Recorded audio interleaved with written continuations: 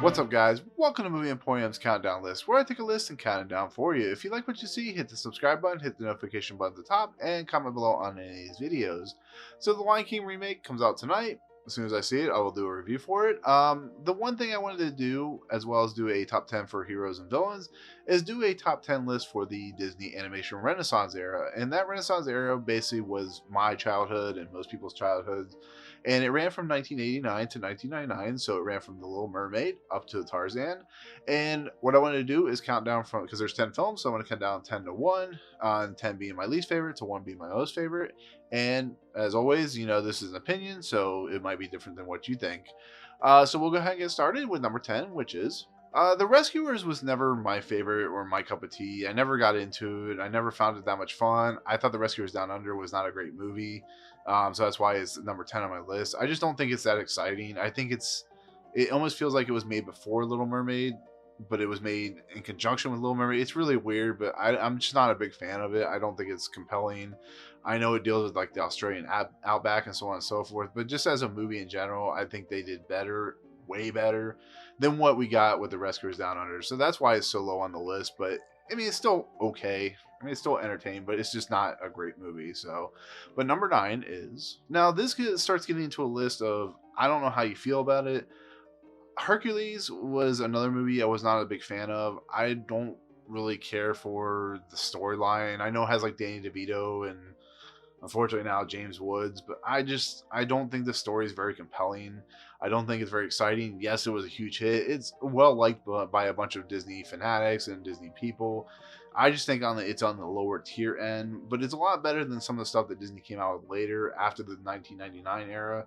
I just don't think this was a great thing, great movie, and I don't really like the songs in it that very, very much. Zero to Hero is like whatever, but yeah, I just don't think it's that great. I don't think anything's really that compelling, but it's still entertaining. So at least it's got that. But so we'll move on to number 8, which is, so number 8 is of a movie we just got the trailer for, and that of course is Mulan. I'm just not a fan of the movie. It's still a good movie. It's still a beautiful movie, but it's just not a very entertaining movie to me. It's one of those movies that I feel was the kind of the Disney Renaissance era, kind of like ramping down to what they were.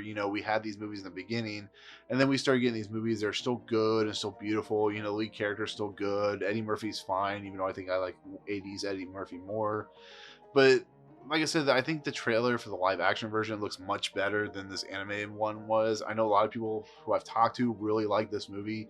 I just don't like it on the same level as everyone else, which is fine. It's my opinion, but I just think Mulan's, with everything that's going on with it, with the fact of Mulan trying to be a warrior and her father putting her down, I'm whatever. So, but that's it on Mulan. So we'll move on to number 7, which is, so my number 7 was the movie that was considered the A movie over The Lion King, which is insane. Pocahontas is a movie I enjoy. I love the music. I love the characters.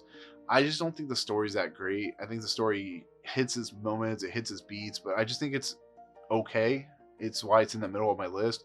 Still fun, still better than some of the other animated movies coming out at the time. I just don't think as a movie that deals with like the cultural appropriation, which I guess doesn't really bother me that much. It seems kind of weird for a movie that came out in 95 to be such critically derided like it was now in 2019. I think it's kind of like overblown and over just ridiculous.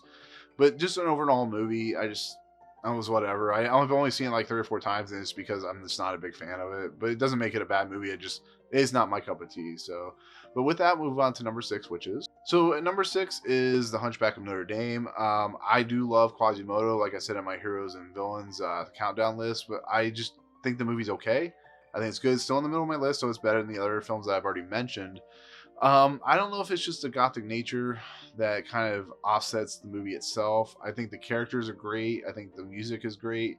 I just feel like there's something really off about this movie that doesn't fit perfectly into what I want out of a Disney movie. It's not saying it's bad. I just think it's just middle of the road style type of movie that has a lot of great characters. So that's what's missing out of this movie. Doesn't make it a bad movie. It just makes it out of a missing type for my style of taste, I guess you could say.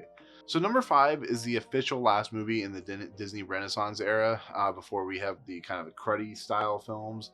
And that, of course, is Tarzan. And Tarzan, to me personally, is a great movie. It's a entertaining movie.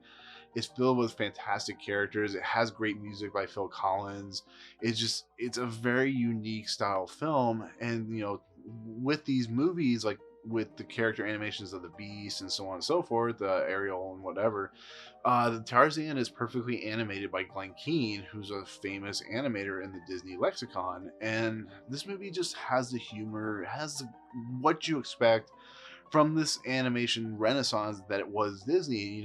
This fits into the Little Mermaid sphere of just goofy characters filled with emotional arcs and a crazy villain, and just everything is just beautifully done with it. It's missing a little bit that I could see. I don't think the villain's as compelling as some of the other characters on this 4 through 1 that I'm going to talk about in just a second. But I think the characters are just so mesmerizing. I think the animation is just so beautiful. The use of the CG and the computer generated imagery, and then the use of the shadings and so on and so forth, and just the hand drawn animation is still a great movie that should still be watched by everybody because it's so much fun. So, but that's Tarzan at number 5, and number 4 is number 4 is the movie. Unlike Tarzan that ended the Renaissance period, this is the movie that started it all, and that, of course, is The Little Mermaid. Little Mermaid is just an awesome movie. It starts perfectly, it ends perfectly, and it just has a great cast of characters. You have Ariel and Prince Eric and Scuttle and Flounder, Sebastian, and I can't remember the dog's name, but they're all amazing. They all get their perfect due, and it's just movies just so beautiful. This is why the Renaissance period became as well known as it was, because of what the Little Mermaid was showing, the visuals and the animation style and the story and the characters, who are some of the most well-renowned characters of all time. And it just, like, the use of the CGI, and just the villain is just a perfect villain. It's a beautiful movie. Has some amazing songs. Under the Sea is an amazing song. You cannot talk about enough about what the Little Mermaid did to resurgence the Disney animation, which was floundering before this. Floundering, of course, with like the Black Cauldron and stuff like that.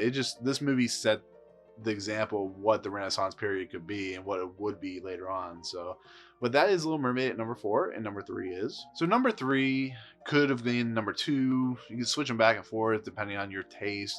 I know, whatever.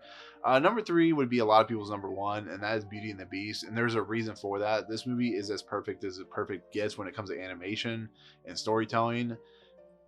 There is such a great wealth of characters in this movie that is mind-boggling. You have like the Beast, you have Belle, you have Cogsworth, you have Lumiere, you have Mrs. Potts, you have the cabinet, I can't remember what her name is, you have Lafleur, you have Gaston, you have just all these characters that I'm forgetting because there's so many different ranges of characters that are so perfectly done. And the music is just beautiful. Beauty and the Beast song, and just stuff like that. It just, like, it gives you goosebumps. And just the animation when they go into the ballroom and they use the CG, just perfect effect to go around the characters. It's an experience, and it's something that was worth the Best Picture nomination that it got, because it was something that hit a chord like The Lion King that was not expected. I mean, I know they expected to make money off of Beauty and the Beast because it's such a well-known property, but this movie is just something on a different level of animation, and that's why it's considered one of the greatest animated movies of all time, like the other 2 movies on this list. This is what set the Disney Renaissance apart in the same era as the golden age or the silver age of Disney. It's just that type of movie, and that's what it did. And you listen to people talk about how much they like it, and there's a reason for that. So, but number 2 is this is another movie that could be people's number 1. It's really hard to distinguish what people's number 1 is because there's so many good movies in this Renaissance, but that is The Lion King. And I've talked about The Lion King in my 1994 review, so I'm not going to go too much into detail, but the cast characters, the music, the setting of the Pride Lands, the setting of the jungles, the character arcs and motivations. Scar is one of my favorite villains, Simba's arc, Timon and Pumbaa. I mean, go on and on and on. And there's a reason this movie is underrated. And when it came out, I mean, no one was expecting to make $300 million like it did, but The Lion King is a perfect animation movie. It's the reason that people really want to see this remake, because they want to see if they can bring back that nostalgia feel, that arc, that just heart that we saw in this movie back in 1994, and it's as good as it gets. But there's one more, you know what it is, I've talked about it, that I love more than any of these movies. And number one is Prince Ali Fabulous Alibaba. So I've talked about it many a times. I've said it many a times. I've said it on my interview with Tony West. I've said it on other podcasts. Aladdin to me is my favorite, one of my favorite animated movies with Toy Story. I think this movie is ingenious. I think it's one of the best animated things I've ever seen. You know, Robin Williams totally steals this movie, totally steals what animation can be. His expressions, the fact that they had to like go on the fly to kind of like keep up with what Robin Williams was doing is insane. You know, he like runs laps around everybody in this movie, and there's still great cast of characters. You know, Jasmine and Aladdin, Jafar, you know, the Sultan, Iago, who is played by Gilbert Gottfried. Even though you think Gilbert Gottfried's annoying, but he's perfect for the role. Just the animation and just the, you know, the songs, the Whole New World, and Prince Ali, and, you know, A Friend Like Me. It's just, it's a perfect movie in my eyes, and it's just beautiful, and just the vistas are gorgeous. Like I said, with the Lion King and the blues, oranges, you know, when they do the Whole New World song, is just, it's beautiful. And this is, to me, what a perfect animated movie would and could do. And it's a shame that it didn't do as well as The Lion King, but there's a reason people like Lion King more than this, which is fine. But Aladdin is my number one. So, but that'll do it.